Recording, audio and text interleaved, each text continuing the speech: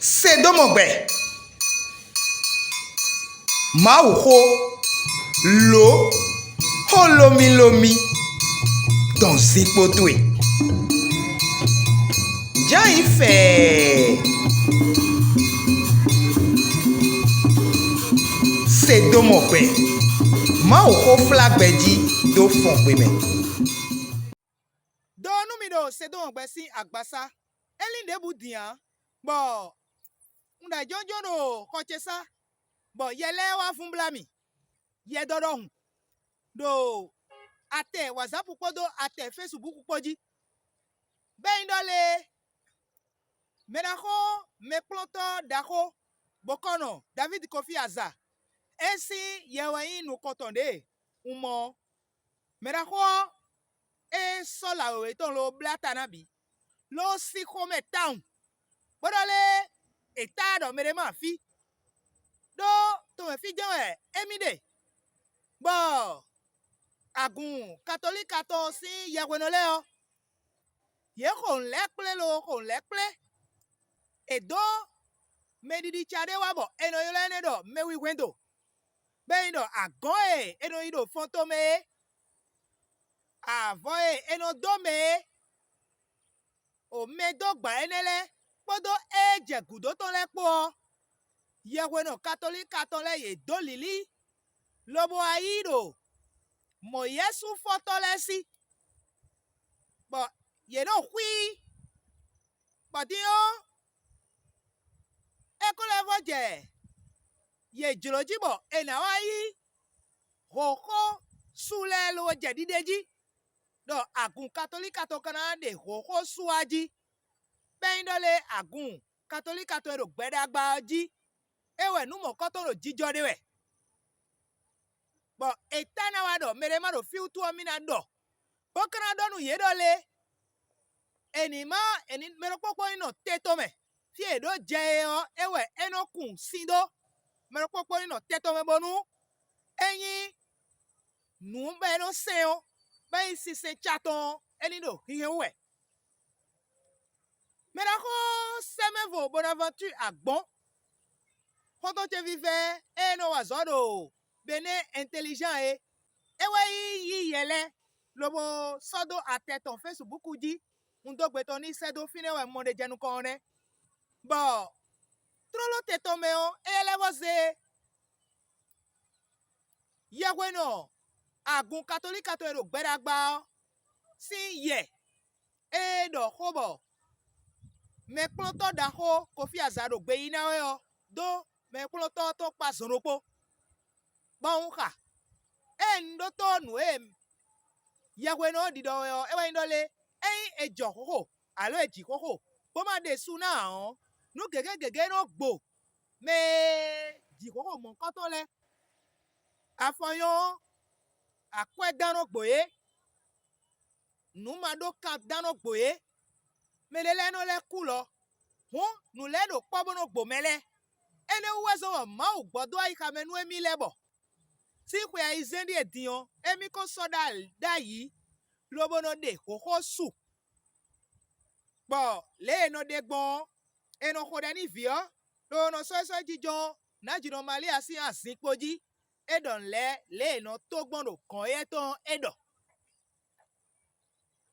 Nou mesen. Mi tonle nou mesen. Bene tonle sen tonle yo. Ye lo. Medele fon zingidi bo ho charo TikTok uji town. Lobo zoom ya weno boko vo bodole.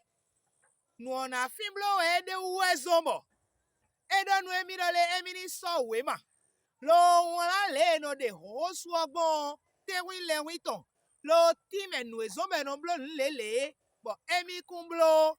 Emi makablo dia yo. Ewa eblo. Akpa direton lobo je. Blo bloji. Mere vole. Dole. Yeweno. Catholique aton le azoton wawede. Le. Ena blog bombo. Nu didi yo. Ena bio. Nwe me do nu diwele yo. Ena bio. Nu wachaye tome yo. Ewe no. Eblo wede. Bon, et là, nous avons inculturation. Nous devons un levo aseo ewe indo mera ko Bonaventure agbon ko jara ma bene intelligent ton elevo ikanubio me ploto dako eno wazodo nu wacha to le ton ji be loro mera ko doji amuzuvio bo eye waro dido edole ho mesie mi le town do mede kundu ache bona dole nu mesen alors si c'est medio ton nu de glede membo emile mi ona blodo we o do ya kweno boko fo nu edo ene edole nu de gledo nu ebo emile mi na blodo ho emero kpokpodo ene ndo kanu mine dio etewe mi dele mo nu mo koton do sedo mo gbe nu gbo medele re na dole agun catholique aton podo gbigbo mezo atole po ye wero hun ko e da ite kan mi dele de mi afo fun pasika ite kan ku gbede me anji fide lo klisu si nkan de obi hui yo mi dele mi akende u hotel mo ko ma kado do nu mo nkan ton le u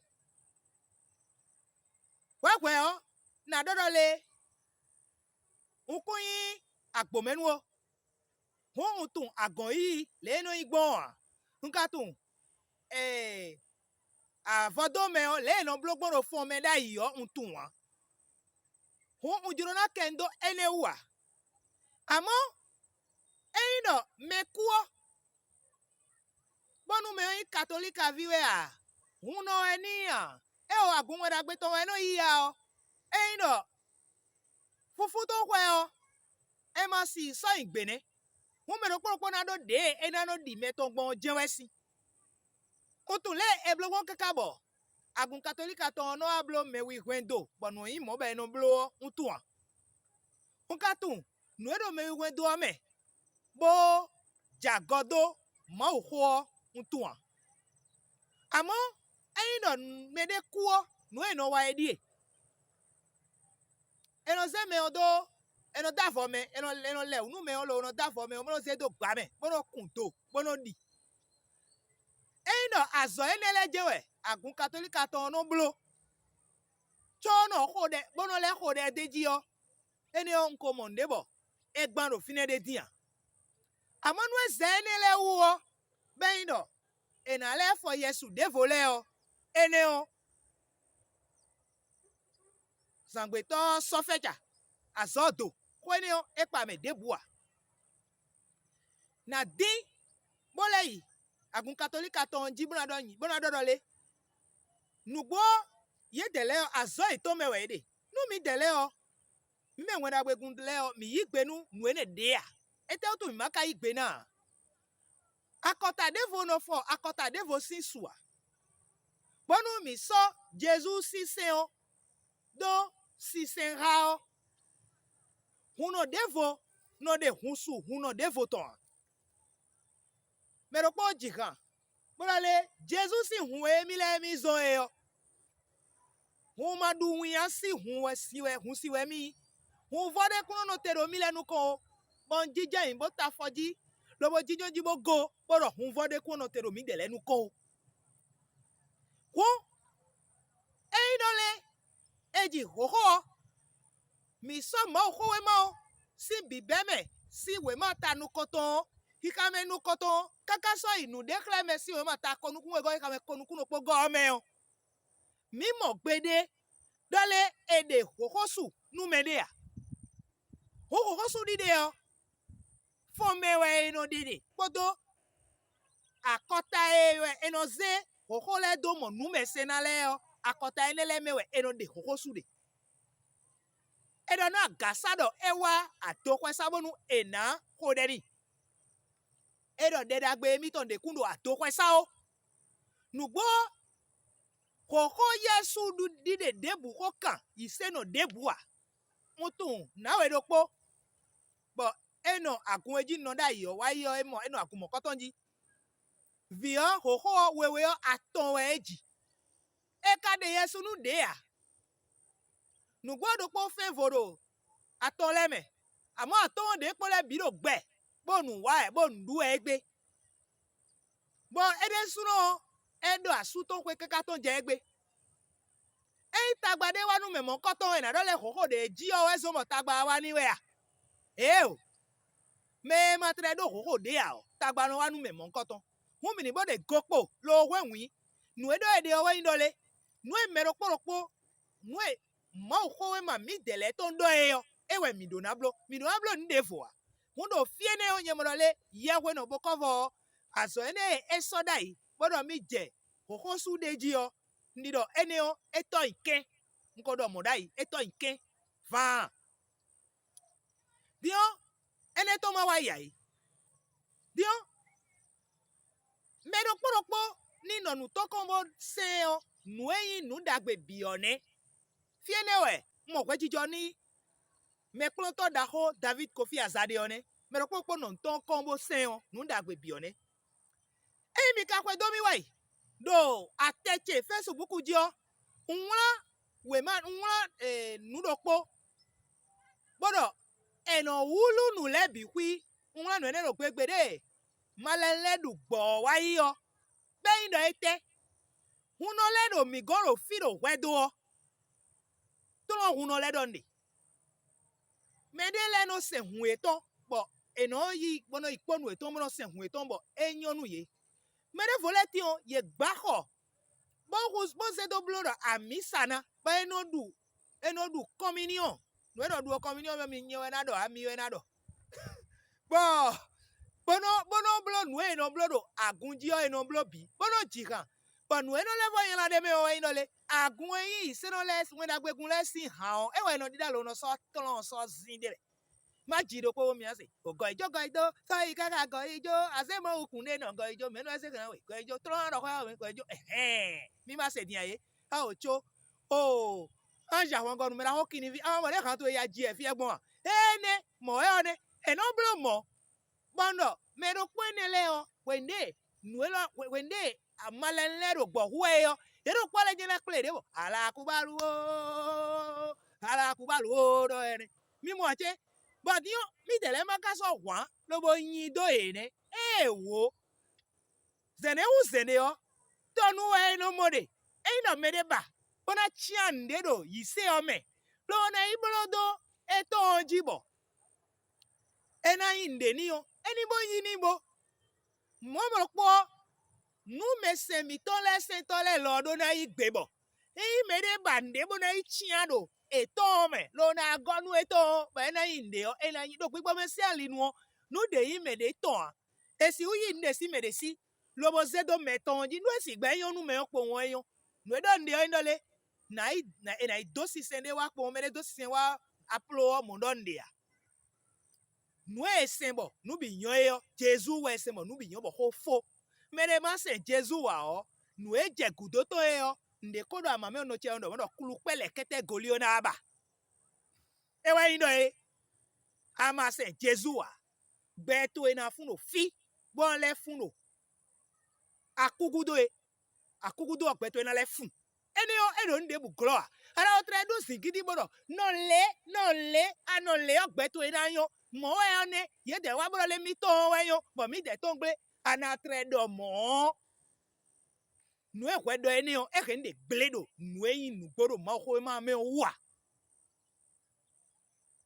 nye fi o un vodun no a un kai vodun sia chowe na di nu Jesu o vodun we yin bo e mo mi o no je poli nu mi boro de kobo no o de meji kli boro ele na mi akwebo no so nche dapo boro yiye ne ji o mi kweto nu na e ba Bible pere gona lowo e ba korosi o we for de le gona bo kokple bo chakabi bo dede photo be na iroro lisa wewe o esi eni ekwididi ya tonu kume ndo nu wa me wa gonche le o nu eno gbo nu eno mo kro wa ipo kro na do mo si pando mo un tiro kubo na cambio ya ntika agbebu na cambio ya amo nu dede me ya ndede me ya eso mamona do ya Jesu o ewe nyena senka kaboku ewe nkado mebi daido eni wabo ase hu menele fie mgbre wedo me kploto daho David Kofi Azade owe indole nugwa ke na dole me ro popo ino tetome nko mo nyo ko efine amo me de kunda che bona yi me di osinu o ko je na jodo de jena de to mra de khle dole nwe mi fie nu nwe to daho ni minayi nu nwe si aliji bona yi khodido khodo gba ho me di oto si aliji enade bokovo yagwe no bokovo enade ho suo bo mina kpono ho suo ede yo nwe mewi gwendo si mele no de ho suo nwe no de posi me yi ho alo meji ho wo de bokovo ye de ton no ede si wa eno ede ho suo baba no gosi mewo ye mewele na de ho su me ro pona de nu meyi o katolika bo do wa dion enade numede bo meyi wendo mesi azowato lo na de numede bo mi akporo baba akporo meropo wa ni baba akporo meropo wa mi amoro Yesu weton gbingban ton bo me de to Yesu jrojro ino ina gbeni do e ma blo wa e da blo Yesu gbeni a John na gbeni o na bia ma ho ma me ma do mera ho yewe no ano wa ndele be no yo amo lo ato nken do adache ma ho ma na we acherole ani do ho su di de wa era yo lo inculturation wo lo nde bukaka o ma ho na we ache mon koton nye rien yena do mo amo me ploto da ho e si ndo mo a do ye o e do mi me de a e ya ye me don e de bo mi me do dele na do de ho ene ho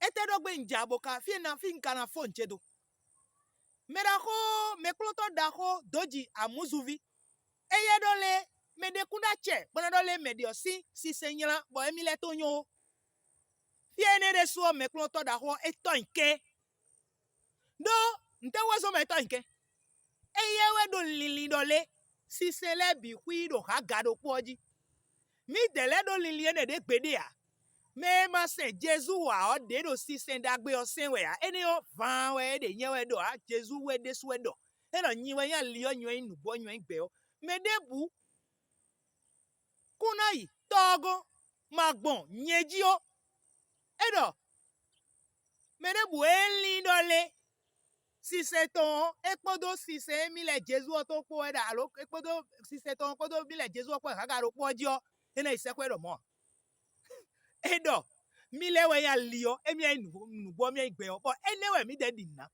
eno me ploto da ko doji amuzuvi modole nu ene mi do e o nu ene Jesu do ekunjilowo ena de kokunye de to no ekunjilole ena de kokunle ton pa mi na jijayin bo da gami de le kaka bo no le mere du de ji o ene jahanu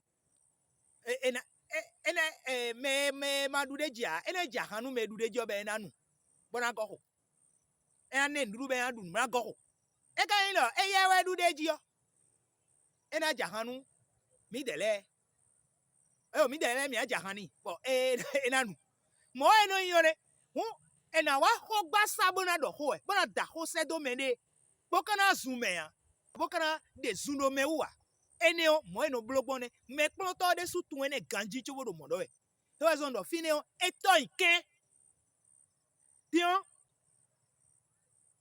sinu gbode me o e mere jogo ho ena ho de ni dile no ho de nu me bigbon do ete lo do ena ho de lo o ye ho to o to si gbesa to me ina do ene de ya ena ho de ni de ho de nu me bigbon mo se fi bi kule ma o gbon do bonu me oyin yi se no bo ji ho mo ena yin gbon ne nu yi katolika bo ji ho le na le yin gbon ene do kaka bo ku ya izendi ede tí o pe ezendi o wa mo eno yin gbon ne ntunu ne fi eje we no ba sin dinole e ke na le vode ko so ntun ne mo ro po ino meredo nu me se mi to le senwe bo ji ko wa lo bo yin ho Yesu eno de nu medo si se me de ne o ene de Yesu mo ko to ni bo ko fo amo no na o tre de so ni bo no le e wa di nu gbede yo mi na ko de ni bo ena kan eni o na we Hu kaene o do nyego do mi dele yi se no lego kaene o nyo.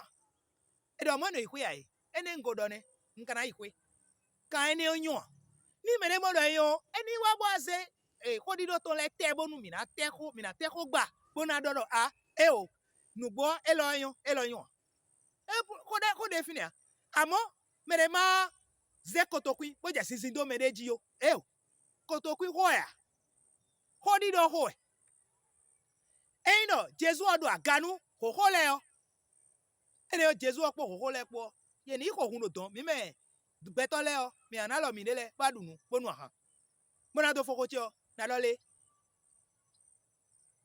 wọ́n gan edo yin ko devo debu me ha Jésus Kristu kede eyin vi David ton boyin mau vi boyin mau bo kudo akluzu do gbetole bikwisi ta me enwe adinuna bodi no hun ton eko yan do kwe obu obu di e o eko yan do we mi ton le de susi ta me adinu mo nko ton a eyin adi o eni okwe pe Jésus po hen mina zon afosa fose kakabo we ni agosi we glo fi okwe po mo opo mina no po kaka so yi egbe to so mo na wo ya eyin no mi no de bra kan bi ohun 98 88 98 30 WhatsApp ji alo mi lo mi yon eni o mi ado ko nu mi mera ko maule ajavun podo novi ton Daniel po novi mi ton segame lo do fi ye we do monji lo ro fe ko do le be bo mi do se gbeche lo mo mi podo ye ipo e dabo